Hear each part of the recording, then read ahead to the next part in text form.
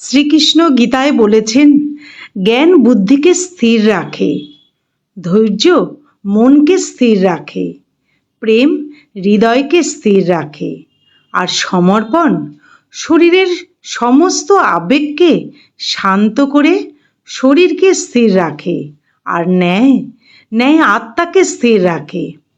মন, বুদ্ধি, হৃদয়, শরীর ও আত্মা, এই 5টি ধর্মের আধার যখন শান্ত স্থির হয়ে যায়, তখন মানুষ করুণায় পরিপূর্ণ হয়ে যায়। একেই ধর্ম বলে। গীতায় লেখা আছে, যখন তুমি কষ্ট আর কটু কথা দুটোই সহ্য করতে শুরু করবে, তখন বুঝবে তুমি বাঁচতে শুরু করেছো।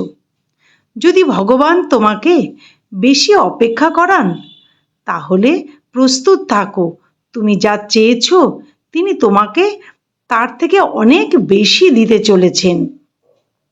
জীবন নিয়ে বেশি ভেবো না, যিনি তোমাকে জীবন দিয়েছেন তিনি কিছু না কিছু ভেবেই দিয়েছেন।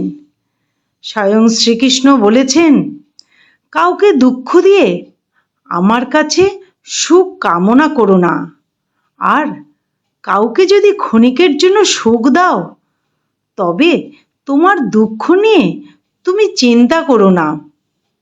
তুমি হাসতে থাকলে পৃথিবী তোমার সাথে থাকবে, নইলে চোখের জল তো চোখেই ঠাঁই পায় না। যদি কেউ তোমার ভালো কাজকে সন্দেহ করে, তাহলে কষ্ট পেও না, কারণ সন্দেহ সর্বদা স্বর্ণের বিশুদ্ধতার উপরেই করা হয়, কয়লার কালো দাগের উপর নয়। মনের শান্তি জীবনের সব থেকে বড় উপার্জন। উপদেশ, সঙ্গ এবং সময় কাউকে না চাইতে দিলে লোকেরা প্রায় সেগুলিকে সস্তা বলে ভাবতে শুরু করে। একজন মানুষ সে যত শান্ত, সে তত গভীরভাবে বুদ্ধিমত্তা ব্যবহার করতে পারবে। যেমন পাতা না ঝরলে গাছে নতুন পাতা আসে না, তেমনি কষ্ট ও সংগ্রাম ছাড়া ভালো দিনও আসে না।